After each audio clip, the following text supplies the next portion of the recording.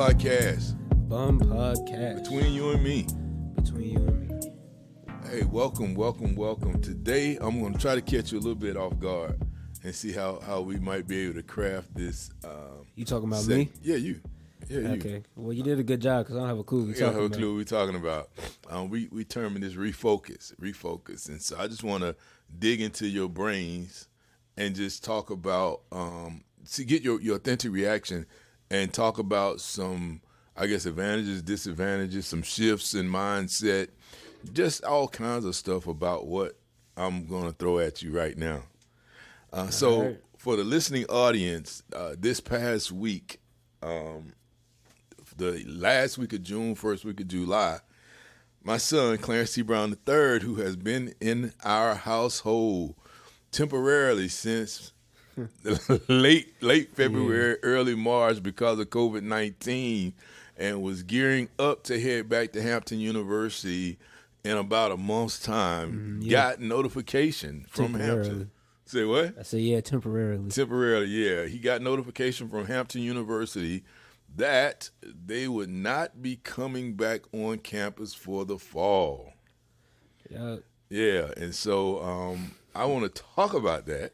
And I want to talk about it on a number of different levels, but I want to first of all get your feedback or get your feedback on your feelings about that. My feelings about it? Yes. I would say there was definitely pros and cons. Like I was always excited to go back. I was kind of excited, but it's always been in my head the perfect scenario was to be at school but have remote learning. And so he just want to be on campus. Yeah, for real. And so it's like a whole balance there. And so us going back, I was excited to kind of have new scenery, seeing other things than just the house. Be back in an old place, but then a new place at the same time, different room and all that kind of thing. Just a new experience. Yeah. Since because of the whole pandemic and all that, everything's been so consistent. And then I also had the side of me that wanted to still do remote learning because remote learning works so well for me. Right. And so I guess I got the best of one world. Best of one world. Yeah, you didn't get both of them. Just got one. Best of one world. And so I'm going to do remote learning for the fall. So, I mean, it's cool.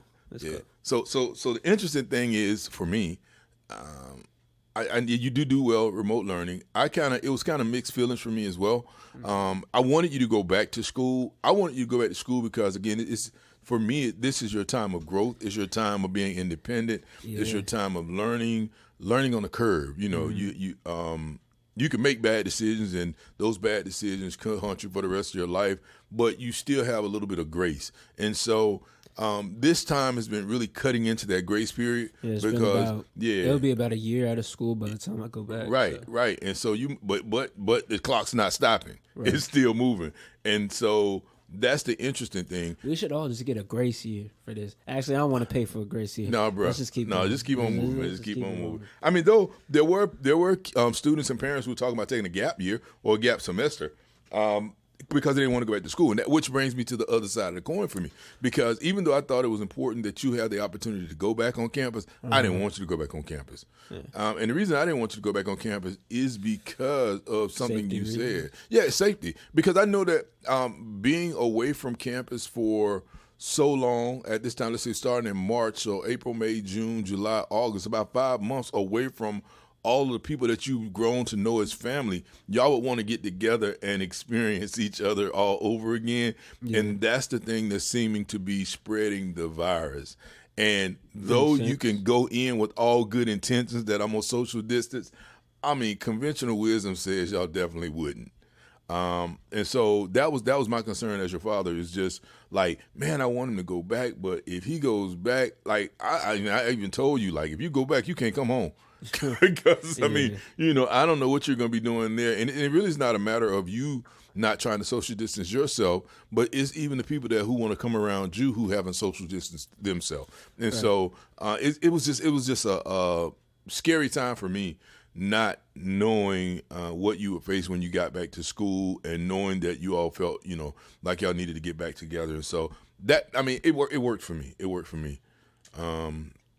so you'll be with me for another few months, Yeah. and so which is cool because I mean I think we've accomplished a lot since you've been home, and I mean accomplished a lot, yeah, personally and individually. I mean, you personally personally, and together as a tandem, as a team. I think you have, and so that's why I want to actually dive into. I want to start out talking about like, okay, if there was a sad moment, we could have a moment of silence for the fall semester. And then now we can refocus. Yeah. And now we can refocus. And so, like being entrepreneurial minded, we talked about this a lot. Like, what are we being afforded because of this whole pandemic and the pause and the time? And so I just want you to tell me, like just throw some things out there. Like if you want to talk about some of the things you accomplished or some of the mindsets that you've enhanced, some of the things you've been able to do. Yeah, I'm putting you on the spot. That's on the spot. Yeah, but I mean, just talk about, or even think about some of the things, because what I want to do is I want to actually help our listeners to understand, because most people, well, I ain't gonna say most people, but a lot of people look at this as like a real gut check, like as a real man. It just stopped my world from moving thing. And I know for me personally, I have had some monumental growth between March and now. Yeah, I mean, same. like for an entrepreneurial-minded person, this has really cranked it up a notch. Because the thing is, when you're entrepreneurial, you look for pain, you look for opportunity, and you look for, like there's a gap, and then you try to fill that gap. And because there are so many gaps and so much pain created, there were opportunities everywhere. And so, yeah. So I'm just talking about like things that have changed, things that have happened from February till now. And refocusing, yes. I would say I agree with you. It's been a blessing that this has been such a good period for me as far as refocusing, or as far as just developing my mindset and just developing certain parts of me further that I wasn't really touching on as much while I was at campus because of just the nature of everything that goes around and always constantly moving. So I've had more time to sit back and be reflective and reevaluate how I want to move forward with my future, instead of just ripping and running at all times. Because I know you can definitely speak to the fact that I was never in one place, right? Just Yes. sitting still while I was at school.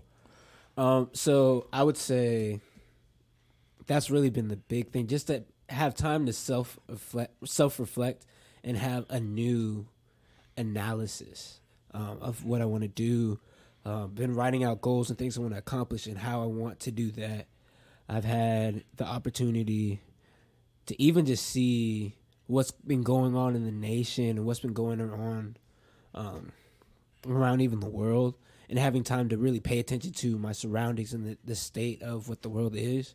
And that's helped with even another side of planning and what I'm thinking about for how I'm going forward with my future. I would say I've had like a lot of space to focus on like my personal health. I think my health has increased.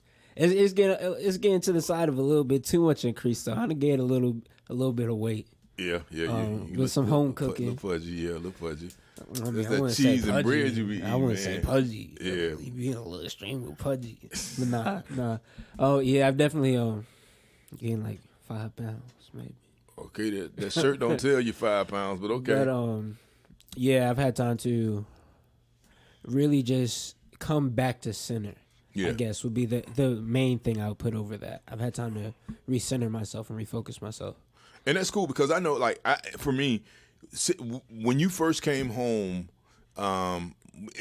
it was in two waves because you came home and we went for spring break, right? And so we had an opportunity to sit and talk and chat when you came home for spring break. But even when you went back and you were only in school, 3-4 days? It was 3-4 days after spring break. I don't even think that your mindset has settled on even the conversation we had at spring break. And so when you came home after those days, we sat down and we conversed some more.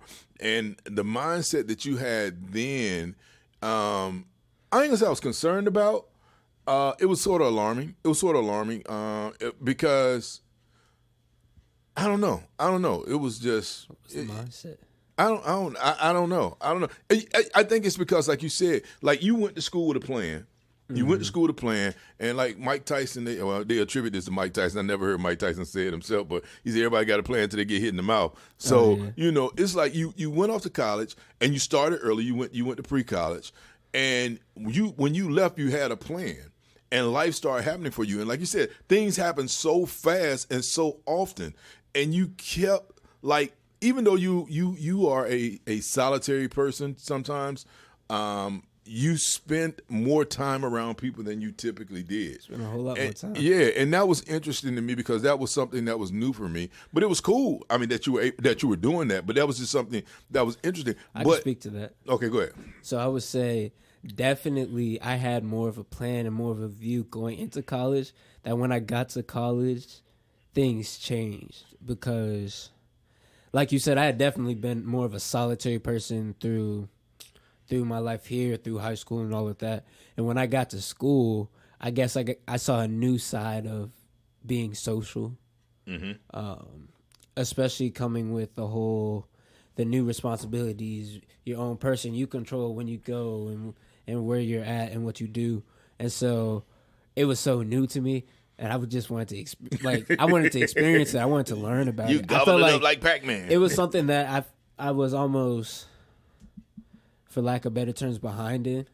It was something that I didn't have experience in of being social or like understanding social situations. And so I spent a lot of time trying to figure out the different social experiences and the social situations that I saw these other people were used to or were knowledgeable about. And so I spent a lot of time focusing on understanding myself in relation to other people. Right, yeah, because you mentioned that a lot, yes. And so even just speaking to the recenter thing, having time to just be by myself, solitary again, and now I get to take that information and what I learned in my experience from being at college and that social side and all the other stuff, and have the opportunity to not just be in it, right, and now to utilize it. The fact that I did do it to gain information, now I can utilize the information, take yourself out the picture frame, right, and see where this puts me at.